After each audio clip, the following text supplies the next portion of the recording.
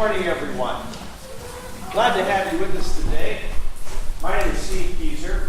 I am the Associate Pastor and Headmaster at Faith Lutheran Church and School of Plano, Texas. And glad to be here. Glad to have each one of you here. I also serve as the Chairman of the Board for the CCLE and the President of our group.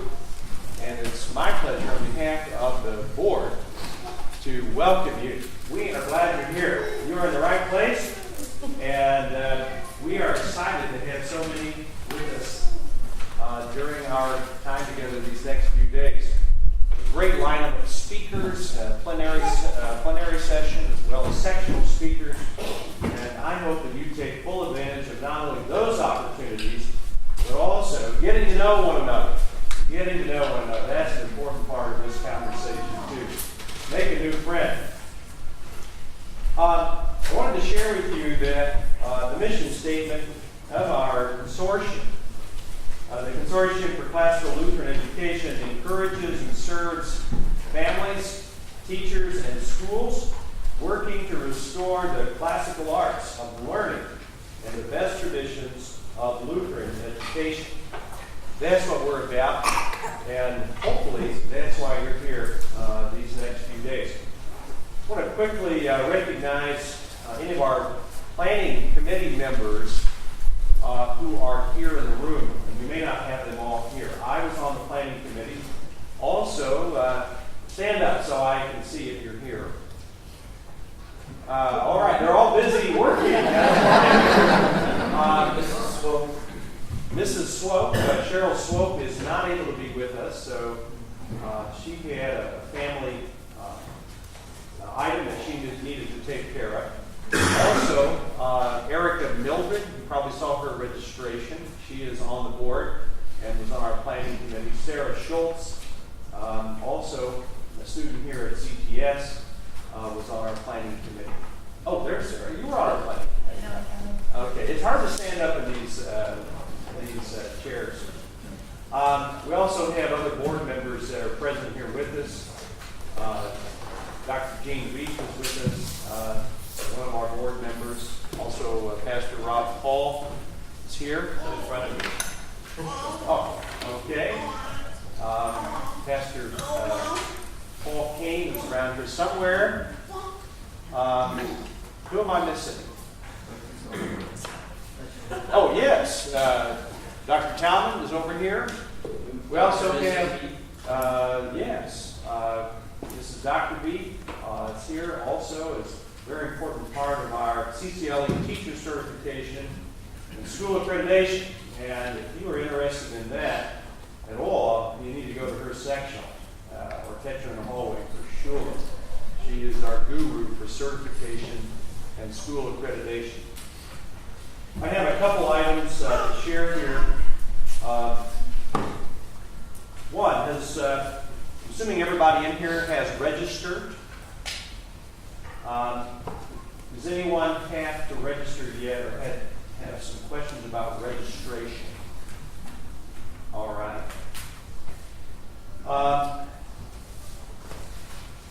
We are glad to offer again this year a children's program.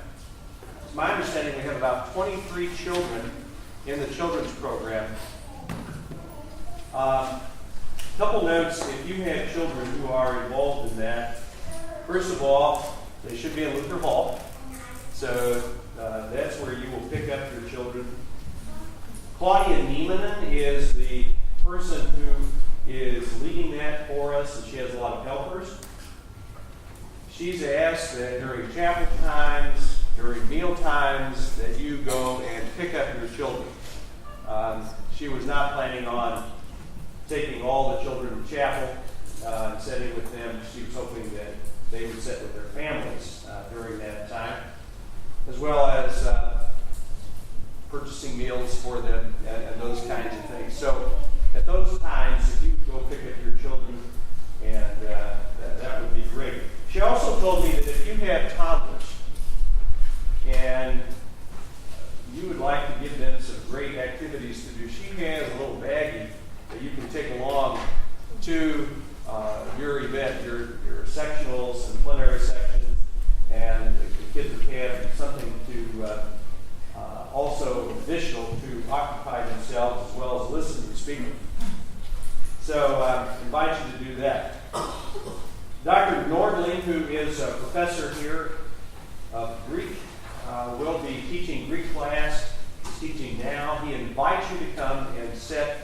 listen to his Greek class. Dr. Norling has been a great partner in the Consortium for Classical Lutheran Education. We will give him an opportunity also to invite you to Lutheranism in the Classics. And we'd like to see all of you back to Lutheranism in the Classics this fall. I think this conference and the Lutheranism in the Classics conference can be seen as two conferences that really go together. So I invite you to come to that. Dr. Norling kind of heads that up along with a couple other folks. We hope that you'll visit with Dr. Norling, sit in on his Greek class, in W8, Winnigan 8. We will have some other announcements at different times, but I want to share this one early since it was given to me. This is a brochure on classical education from Concordia University, Wisconsin. Dr. Angus Manouge shared this with me. I think he's here in the room. Angus Manouge. He has many of these, and he wants to give one to each of you. So we'll give him a chance to tell us a little bit more about classical education at Concordia University, Wisconsin tomorrow. We'll give him another chance. With that, we've already taken up probably too much of Dr. Ashmon's time, but let me introduce to you our plenary speaker, Dr. Scott Ashmon. He is Professor of Old Testament and is the Associate Provost for Undergraduate Education at Concordia University in Irvine, California. He is also the author of The Idea and Practice of a Christian University Lutheran Approach. Let us welcome Dr. Ashmon.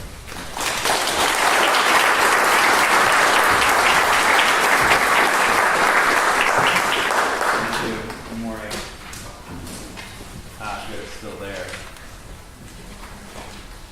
All right, I got a time here, but I think we go till 9:25. Is that right?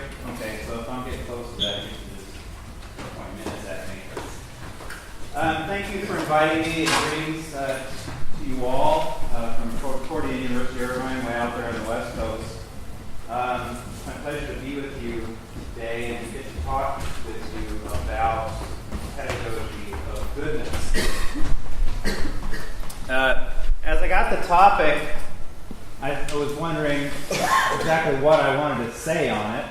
And being an Old Testament Hebrew kind of guy, I immediately go for the individual words. Dr. C.D. Armstrong knows about this because I had conversations about it. So I was trying to define exactly what I want to say and figured, well, I better start defining my prepositions first, right? Pedagogy of goodness. Because that might kind of direct exactly where I'm going to go with this. And so, now hopefully you can read this and exactly know how big this is going to be. But in Hebrew, you've got at least 14 different options for the genitive being the of, right? So, a pedagogy of goodness, well, what's the function of the of right there? So I start scrolling through some of these. This is not exhaustive at all, and you certainly don't have to take notes on this, just my own ruminations, right? So, a pedagogy of goodness, right? It could be read or translated as possessive, right? This is the goodness that pedagogy has. That may be interesting if goodness is some sort of a being there, that this is the pedagogy it has. Or subjective. This is the pedagogy done by goodness. Or material, if we could see it that way, right? A pedagogy made of goodness. That would be interesting, but that's not where we're going to go. Or attributive or adjectival, a good pedagogy. Now we're getting warmer, right, in terms of the options. Or purpose, a pedagogy for bringing about goodness. I like that one. Or result, a pedagogy that results in goodness. This isn't an exhaustive list, but here's just a little bit for why languages are important for understanding exactly what they're supposed to be doing. All right, now, obviously a lot can and should be said about good pedagogy. All right, how do we engage each other, students, in learning well? We want them to memorize. I'm a language guy. Of course you want them to memorize, right? But you want to engage in dialogue. Case studies are helpful. Poetic imitation is helpful in the writing process, right? Debates and the like. A lot can and should be said about that. I'm not really going to touch too much on that. I'm going to go for probably what you thought I was going to talk about, right? Which is a pedagogy for goodness, right? Purpose or result, or an education for virtue. And so that's what I'm mostly going to talk about. I may dip into good pedagogy now and then. There's certainly going to be a bridge between those two. But I want to kind of track out this education for virtue idea. So today, we were looking at historically, and then in the other sessions looking at biblically and theologically, with forays and applications to the educational arena. Anytime you guys have questions, feel free to ask too. Now, in classical education, the idea that you can educate people in virtue is something that has been debated, right? So, in Plato asks, can virtue be taught? There's a debate about that. There's still a debate about that. I still have debates with one of our colleagues, John Liu, who teaches psychology, and whether or not you can actually educate people in virtue. And he's a bit of a skeptic on this one. But at least there's a healthy debate about that. But, you see today there seems to not be a debate about it because it seems to be jettisoned altogether, right?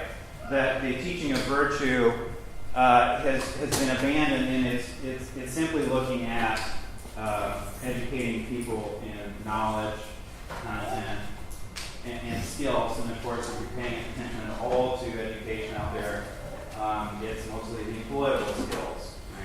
Now, those could be the soft skills, you always hear about: critical thinking, problem solving, quantitative reasoning, clear communication, teamwork.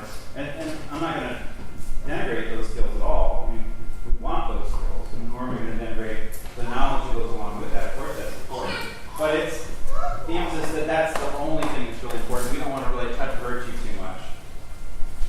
Right? And an example of this comes from Stanley Fish, who's a famous literary critic who's been a professor, who's been administrator of other things. And a 2008 article he wrote called Aim Low, which, he said, look, what's the goal of education? I'm really talking about the university realm, but it applies.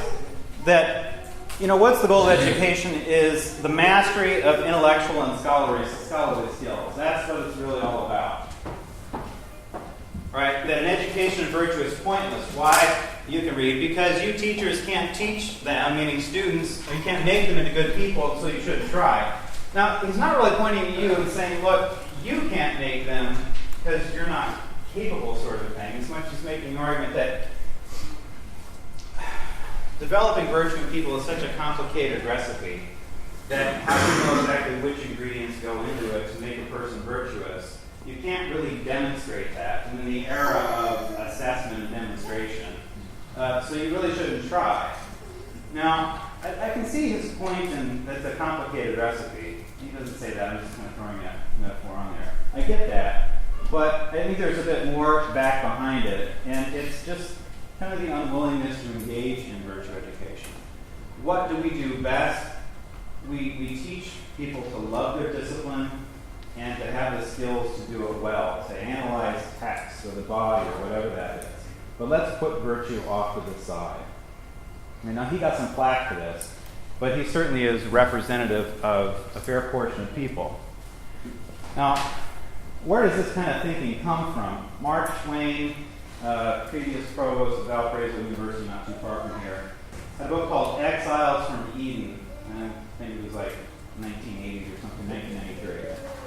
And one of the things that he attacks is what Max Weber, a famous German sociologist, has done to education in a piece, an oration he delivered in an article called Science as Vocation. Science here may be better translated as making knowledge. And with this piece, there's kind of a watershed moment where there's a separation from knowledge and morality quite clearly in what the educational calling is. Lots of people point back to this. And so here's what, get over here. Here's what, they basically had to say about this is the educational calling is, quote, making knowledge, Wissenschaft in German, and mastering the world. So what are you supposed to do? You're supposed to find new knowledge and use that in order to control the world. And I don't necessarily think about some sort of grand fascist domination, but in order to be able to control it and command those nature sort of thing, okay, to know more about it. It's not about cultivating virtues for citizenship.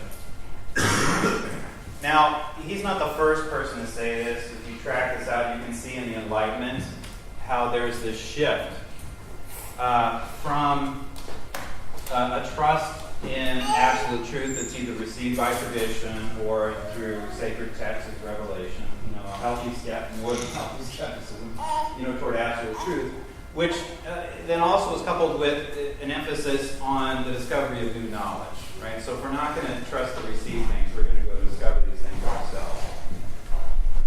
And not that new knowledge is bad, we all benefit from it, right? These are where we get our disciplines that can be very beneficial to society, but there was this uncoupling that began, right? We're not going to be concerned about citizenship, because that's what we used to do. And it's kind of the humanist Roman tradition, very much. This also then came to blossom in the German universities in the 19th century, which were very focused on specialized research, which is the norm for universities and colleges today. What's your discipline? Old Testament and Hebrew, right? As opposed to, what do you mean, what's my discipline? Right? A person who learns. Okay. So there's a certain good with that, but again, I said there's this uncoupling. As Mark Twain says, with Weber, you get this transvaluation of values. Don't bother me with. So this is a great quote for him. As Weber says, the intrusion of normative statements, namely virtues, into scholarly questions is the work of the devil. Okay. So that ought to make clear what he thinks about it. Right? Now, he alone is not going to be the only person you're going to have to blame on this kind of thing, but he's a very good person to point to, and people still go back to him and say, this is what defines the academic vocation. Now, we know vocation is a rich theological term, which boils down into loving your neighbor, right? Cut that kind of stuff out, right? It's knowing the world and controlling it.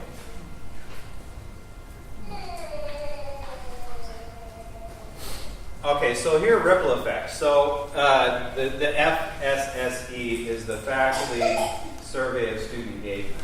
It's done every few years. And I looked this up online. And undergraduate faculty today, 94% of them emphasize critical thinking skills. Oh, there you go. Reasoning and logic is important. They recognize that still, right? But a lot less so about cultivating ethics. So this is a question of how often are your students engaged with ethics and virtue in your classroom. Only 54% say they do. And I don't exactly know what that was, right? Was that at the very beginning of the semester, it's don't shoot by taking other people's work. Nobody disagrees. Everybody thinks plagiarism is wrong, right? There's still virtue to be found there. There's kind of really common base virtue, right? I don't exactly know what that was, but you can see it's not prevalent, right? It's the thinking that matters the most, not the doing. Graduate education is worse. Just 29% of students have a course on a discipline-related ethics, right? You can see this breaking apart of morality from knowledge. I get that statistic from a book by Derek Bach on higher education in America. Derek Bach is a twice previous president of Harvard. He's written very, very good books on education. And one of his theses is that, look, if graduate programs are supposed to train experts that the public relies on, right?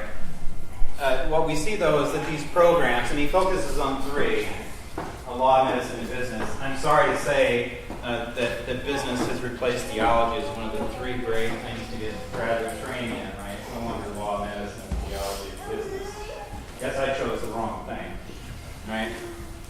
But these programs, and he looks at them, they fail or they falter to address the pressing ethical issues of the day and to cultivate virtue in future practitioners. Okay, so I'm giving you this end of it, all the way out through. It's like it gets worse and worse. And when viewing K through 12, Louis Marcos, who's a professor of literature, scholar in residence at Houston Baptist University, observes this: the teacher's job is not to instill, he's not advocating, right? He's observing. the teacher's job is not to instill the classical and theological virtues in their charges, but to help them, a la John Dewey, to clarify their own personal sense of virtue and vice. Students are not trained to learn virtue at the feet of Moses or even of Socrates, but to assert Nietzsche-like, will to power, their own definition of goodness. Now, you can reflect on whether exactly right on that one or not, but that's his observation. But it seems fair to say that, looking at the landscape, that what dominates today is functionally amoral, right? It's not that there aren't virtues. A lot of people will say that they are, and they're quite strident about it. But there is a functional amoral world that can go on in education where we're just not going to deal with those things unless it really causes chaos in the classroom, right? Or it's morally relativist, right? We don't really know. Let's all celebrate everybody's diverse virtues except the person who says, no, there's absolute virtue, right? And that's the thing that tends to dominate. And of course, this is at odds with the educational tradition. One of the great ends of education has been a cultivation of, students in virtue for the common welfare, for the good of community. And the virtues that are dominant, right, is the four classical, philosophical virtues of wisdom and justice and fortitude and temperance. You want to give a crack at defining wisdom? We want to educate people, and we should know how to define it, right? What would wisdom be? The beginning of wisdom is the fear of the Lord. That's a good place to start, right? Then we have to define fear, and then of course we have to define, because it started this way, right? Fear. Yeah, and what's the word fear? This is important to start, right? We spend a lot of time right there. Classically, because that's a nice, good biblical definition, right? Classically, how does wisdom get defined? Prudence. Prudence. Who's that? What's that?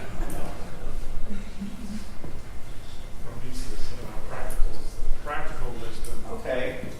Practical wisdom, yeah. Knowing the difference between right and wrong and how to pursue the good and avoid the evil. Okay, knowing the difference between right and wrong, knowing how to pursue the good, avoid the evil. Okay.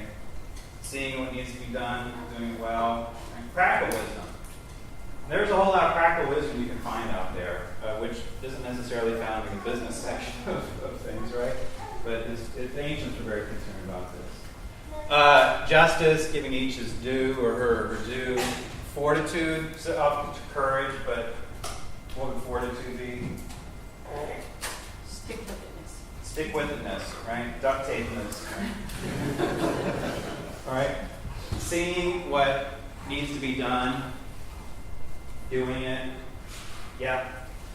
We define wisdom as that virtue which takes knowledge and knows how to apply it in every context appropriately. Okay, take knowledge and apply it appropriately in every context. Yeah, we could go, and we do want to rhapsody on this, okay? But, like in Hebrew, the word for wisdom can often be applied to technical. Now, there's a huge divide, typically in liberal education and technical education. In Hebrew, it's like, whatever, right? There's wisdom. Knowing how to live, right? How do you plow? There's a wisdom there, right? How do you live with each other? There's a wisdom there. How do you live with God? There's a wisdom there. Yeah. Courage, we all know what courage is, but fortitude has a bit more to it. Being able to see what needs to be done, having the courage to face the fears and the obstacles, and the endurance to press on through the difficulty and the boredom that goes along with it to bring it to an end. Temperance, controlling your impulses. And then there are the biblical virtues of faith, hope, and love. And hopefully we can all wax eloquently on those, right? These are the typical ones that get thrown out there as the base, foundational kind of virtues. Now, educational history is replete with examples of this, but I do want to run through it because they can be illustrative as to why we should give a rip today and exactly what parts of the past are we trying to bring forward. I'm not going to go into the educational history of the East, although they're deeply concerned about wisdom too. Let's not just think that this is a Western project. The East is concerned about it as well, but I'm just going to go to Western examples here of virtue education. And so, I'm going to start here, right? So ancient Israel. Now, lots of places you can go to in the Old Testament where you would have discussions of education. Classic place to go to is Deuteronomy 6. So what's the, we used to, God commands his people to teach their children to know, and that is to do his judgments. Right? What is it that God says to his people in Deuteronomy 6? Hear, O Israel, the Lord our God, the Lord is one. Yeah, hear, O Israel, the Lord our God, the Lord is one. Or hear, O Israel, the Lord our God, the Lord alone is our God. Some different ways of translating this, right? That Yahweh is Israel's God alone. That's not a prayer. That should be a revelation at that point, right? That should be kind of a confirmation of their faith. What has God done for them previous to this?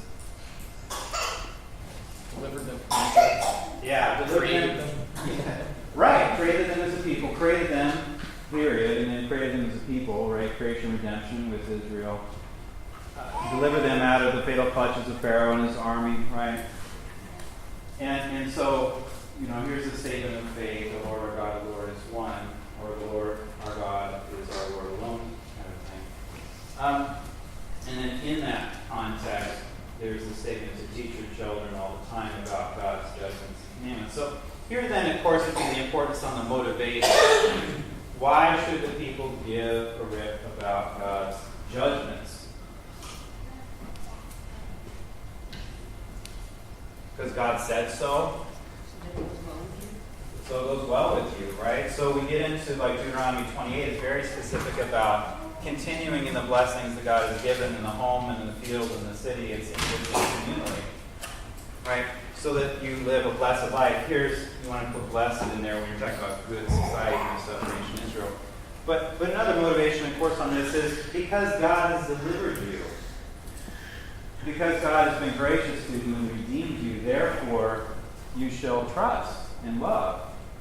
Right? You shouldn't have to tell people that, right? Give them a gift, they should say thank you, right? But they've got to go down sometimes. And so but then you need to, in response to that, live these ways.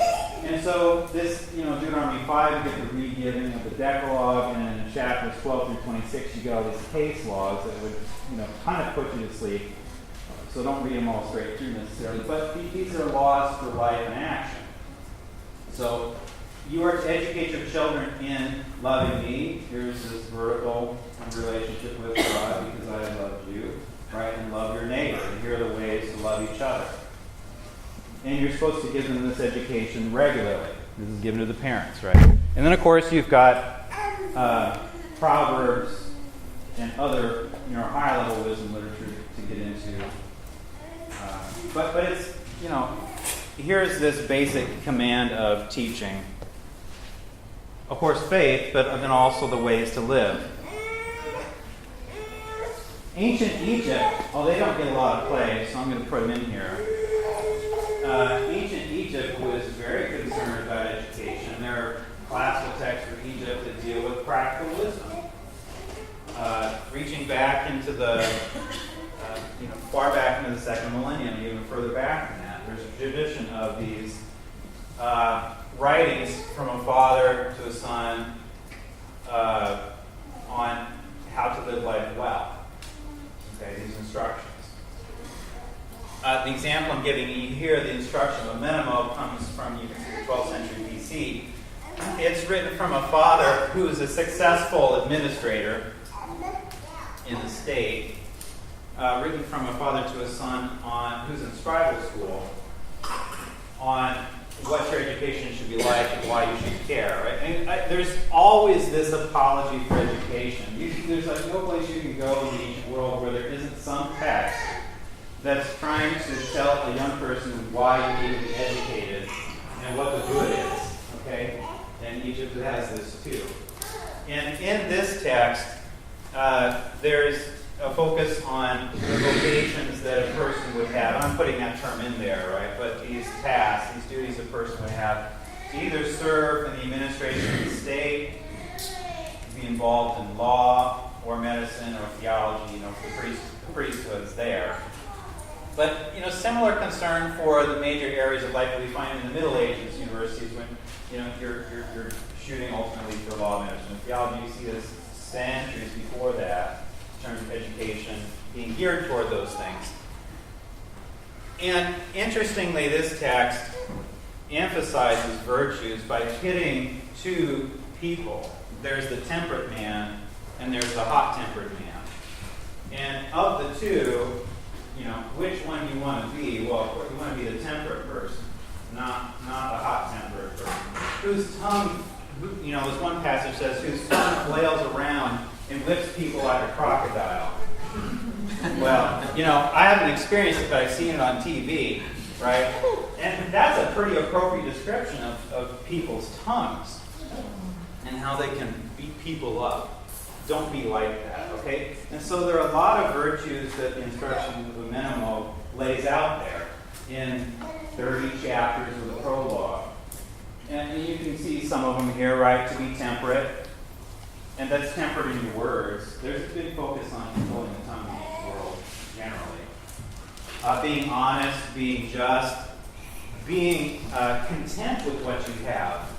To be not to be content would actually be offensive to the gods who have given you your destiny.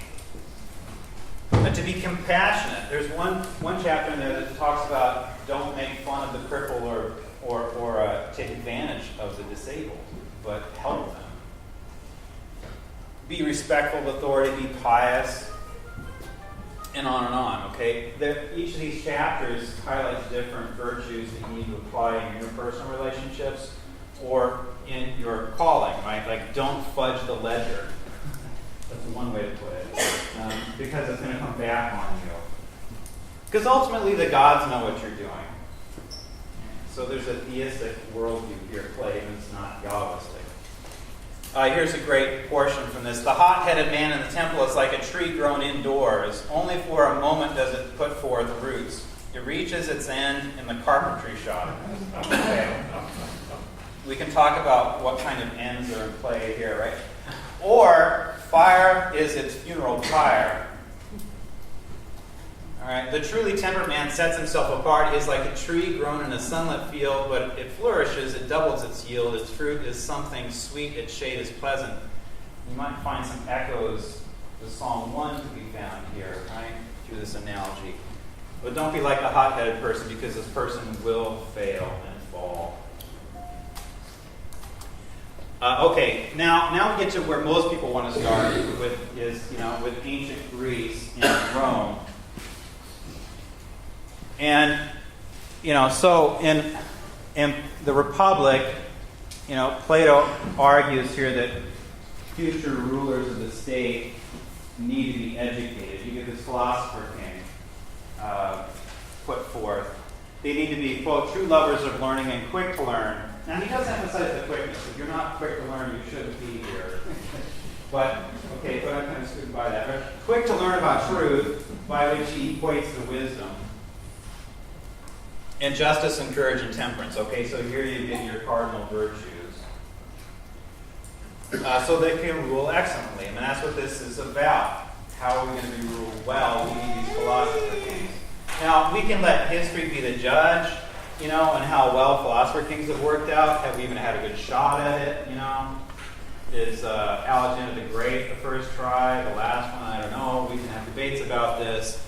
But generally, there's the idea that your rulers should not just be power beasts, right?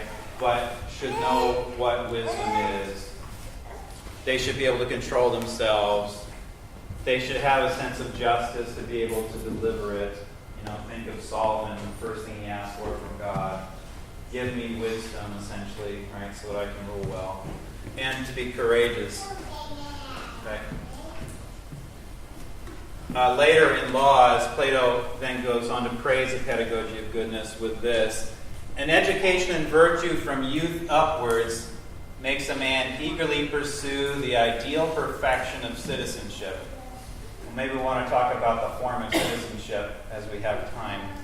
But this ideal perfection of citizenship, and teaches him rightly to rule and how to obey. Okay, so you get both sides here, right? This is for rulers, but it also instructs in how to obey. So you have rulers and citizens in this sense here. This is the only education which, upon our view, deserves the name of education.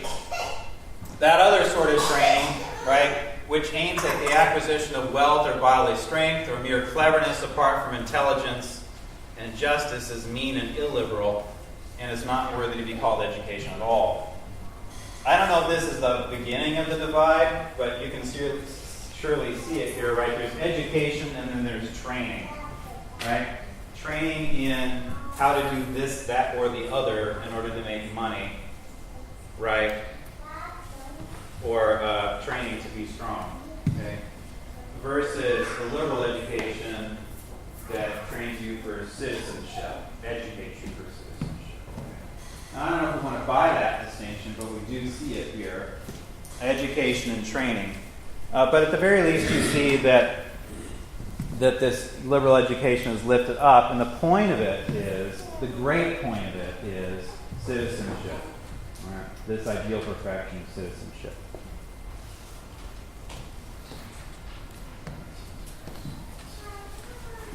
And then you scoot on a little bit to ancient Rome, and you get to Cicero on the orator, and he also commends a liberal education. And of course, with the Romans, you get this wedding of wisdom with eloquence and virtue. These things go together. It's not enough to be wise, right? And it's not simply enough to be eloquent, because you can use that to all sorts of bad ends. You also have to throw virtue in there. Right? These three come together. And so he's directing this toward those who would be engaged in political vocations. So here's a piece from on the order. For the genuine order, since the entirety of human life is after all his domain, must have examined, understood, read, discussed, treated, and acted upon all the questions that are involved in it. Let's just stop there for a moment. That's a big educational task. Okay, so the orator, the one who's engaged in political affairs, needs to have surveyed life broadly, because what does the politician engage him or herself in, right? But life broadly. So you need to have seen the entire of human life, examined it, understood it, right? Discussed, treated, acted upon, all these sorts of things. I mean, here's a basic argument for a broad education that's very ancient, is because you are engaged in so many areas of life, you need a broad education training for that. Okay, now you're going to see the Reformation pick this up, but you can see it here as well. And moving on, so as opposed to just a narrow specialization, which only allows you to do this particular thing until you can no longer do it, then you're not really trained for the rest of life. The greater its, namely eloquence's power is, by just so much as there the greater necessity of it being conjoined with integrity in the highest wisdom. The greater the power of eloquence, the more integrity and wisdom you need. I don't really think anybody's going to disagree with that one, right? The more power your tongue has, the more you have to have the ability to use it to good ends. And if you don't, then bridle it, right? But we use the tongue, we need the tongue, so let's make sure that we have the wisdom and integrity that goes along with it. If we find we have handed on the power of eloquence to people who lack the virtues, we shall have not rendered them orators, because that's a dignified thing, but shall have given virtual weaponry to madmen. Okay? So I see some people agree with this. So we can see here the themes that kind of come up. A broad education, wisdom, right? Eloquence, but you need virtue. This has to direct it. Okay, in the Middle Ages, and I'm scooting obviously in terms of history here. If you get to the Middle Ages, by the 8th century, you get the 7 liberal arts solidified as 7. And you're probably all very familiar with the trivium and quadrivium, but nonetheless, you get the trivium right for 3 rows, grammar, logic, and rhetoric. And with these are the 3 ways of knowing the world by means of language. All right, grammar. How would we define grammar? And there's a narrow and there's a broad way. How would we define grammar? Your basic building blocks. Basic building blocks, okay. And very, very narrow. Basic building blocks of language, right? Like where I started. It doesn't stop there, though, right? I mean, of course, CJ, what was the most important language? Latin, says the classics. No, Hebrew. Genesis 1:1's in Hebrew, but okay. But knowing language, and not just so you're put into the conversation, which that is what it's about, right? Into the theological and political conversation, but so that you have your mind structured and be able to interpret text and interpret the world. Now, in that, of course, you're going to be reading history and literature. And when you encounter history and literature, of course, what are you going to encounter? Language. Well, language, to be sure. You have to read that. And you're going to, what did people do? How did it go? Not so well. Very well. What was the motivating factor? You're going to get into issues of virtue and vice. And when you get into literature, you're going to get into virtue and vice, ideally, right? So in history, you get virtue and vice actually, which would not be ideal necessarily. Right? In literature, you can have it ideally. And so what my point is when you're getting into grammar, it's not simply language. That's a road into already an education in virtue and vice, right? And of course, there's logic and rhetoric that flow from that. And then the quadrivium, arithmetic, geometry, music, and astronomy. I know James Shaw said it because I read from him, but I think it actually started with Boethius that would define these things as arithmetic as knowing the world. Quadrivium is about knowing the world by means of a number, right? So number in itself, arithmetic, number in space, geometry. I was good at that one. Number in time, music. I was not good at that one. And then number in space and time, right? Astronomy. Okay. And so you can see here's the ways of knowing language and number. These are some of the building blocks. Okay. And then in the 13th century, Aquinas adds on 3 more subjects, the philosophies of natural philosophy, by which he means physics, rational metaphysics, speculative. Okay. What's reality like? We can't press this out in means of physics. We rationalize. And then moral, where you get politics, economy, and ethics, right? The world of the society. But you see here, Aquinas, he continues on with virtue education, right? Moral education, moral philosophy, and this stuck for a long time. Right? I mean, moral philosophy was like the term we use today, at least in university and colleges. You have a capstone experience or a capstone course. Well, for a long time, moral philosophy was that capstone kind of course. And oh, by the way, the presidents typically taught it. That'd be interesting today. Here you've got from 1505 what's the Philosophical Pearl. You can see visually what is described. So you have here the 3 philosophies: natural, rational, moral, surrounded by the 7 liberal arts. Grammar, rhetoric, logic, arithmetic, music, geometry, and astronomy. And you got philosophy as the base, and theology as the pinnacle here.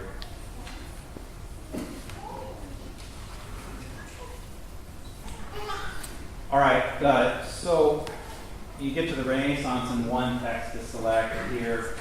by Pier Paolo Frigerio, I think is how you pronounce his name. If not, that is butchered. But on noble character and liberal studies of youth. Now, this was the most frequently copied and printed text up through 1600. And here's another text. It's being addressed to a future lord at Padua, encouraging him in studies, and particularly to study virtue. Again, there always needs to be an apology for education given to the young, it seems, right? We call studies liberal, therefore, which are worthy of a free man. Okay, now, stop. What he's doing here is pulling on the history of education, right? And liberal education, of course, means education that free people could engage in as opposed to service, which is training, right?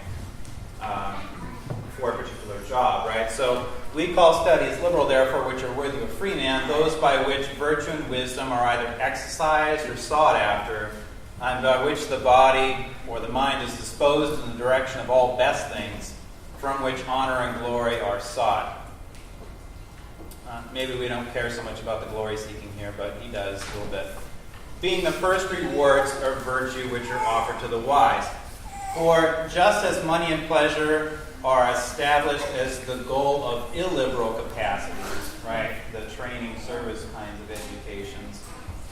So virtue and glory for the freeborn. Thus it is necessary to aim for them first from infancy and to try for wisdom with all zeal. Now again, he is addressing somebody who's going to be a lord and a ruler, and we can of course translate this, and we want to for the modern day, and if we're all involved in our political union, right? We should all want this kind of education that aims for virtue. Now, you can see the motive being given here, because if you will have this wise, virtuous education, dear young one, you're going to grow up and be honored and have glory. Maybe that's not the best sort of motivation we can give, but it's there. And, well, we can see some of those sort of things even put forward in Proverbs as to why you should pursue wisdom, because it goes well for you. Okay, Reformation.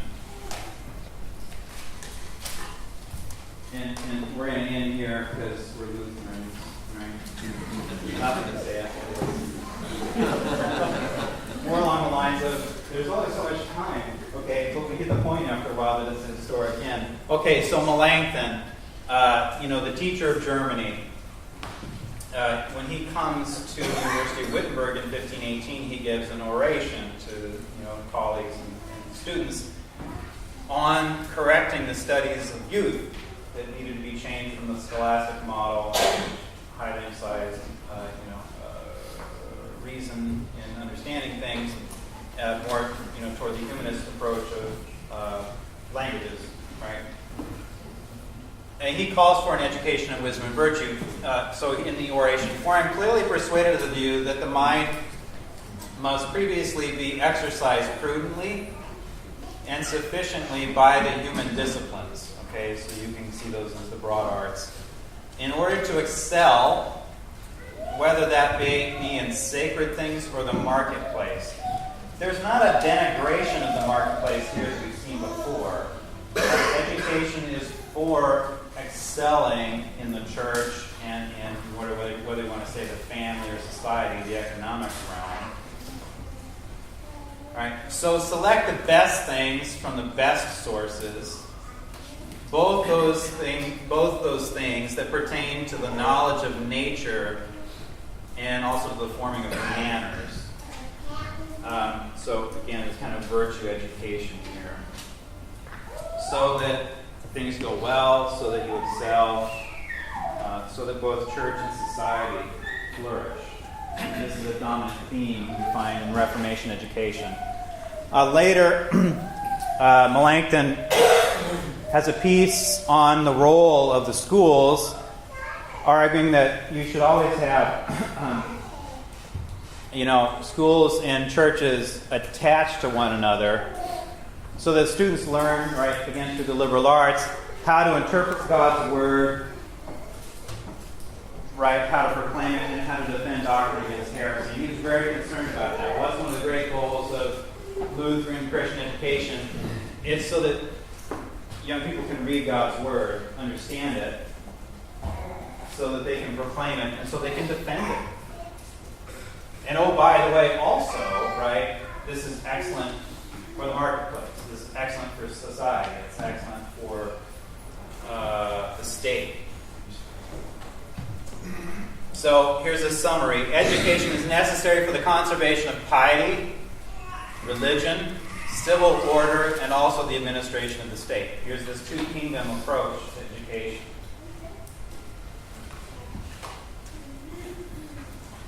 Now, to accomplish these twin goals, right, of serving the church and serving society, teachers must, well, here's Lincoln again, teachers must teach others about God and the duty to be virtuous.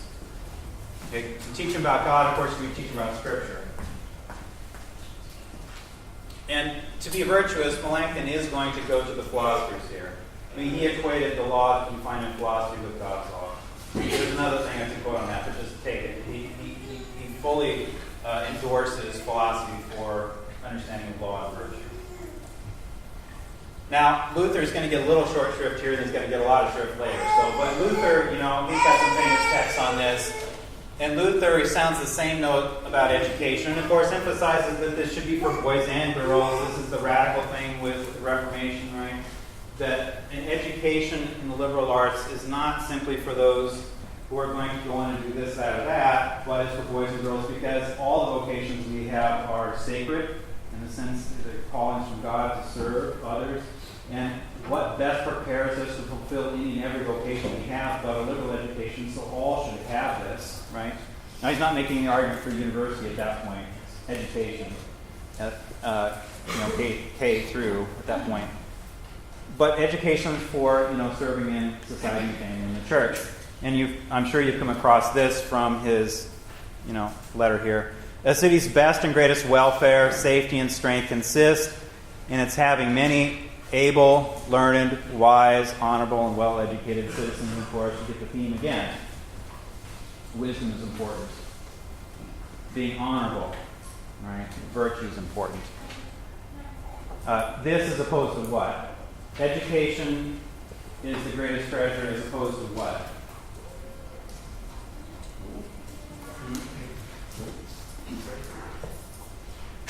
I'm getting a little deaf. Education, what was the argument against? Training? Well, he's thinking that your best place to rely upon for a city's strength is to be found in monetary resources, right?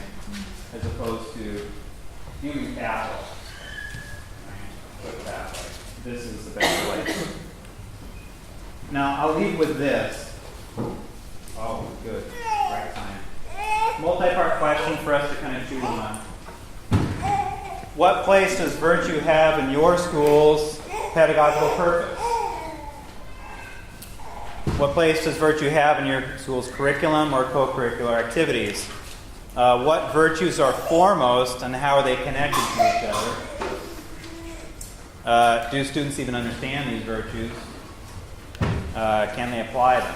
Right? So just some questions for getting us going. Thank you.